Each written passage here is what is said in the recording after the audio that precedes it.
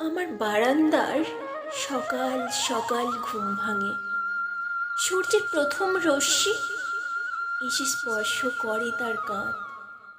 রেলিংয়ের গ্রিলগুলো লটিয়ে ওঠে আনন্দে। আমি সেদিন সারা রাত ঘুমোইনি।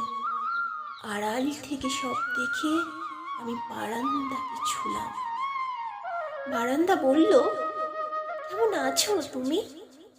আমি বললাম, কতদিন ভোর দেখিনি। রোজ সকাল সকাল উঠে তুমি আমায় জাগিয়ে দিও, কেমন? বারান্দার মুখে এক চিলতে রোদের মতো হাসি। সে বলল, এই প্রেম আমার আর রোদ্দুরের মধ্যিখানে তৃতীয় ব্যক্তির জায়গা হবে না।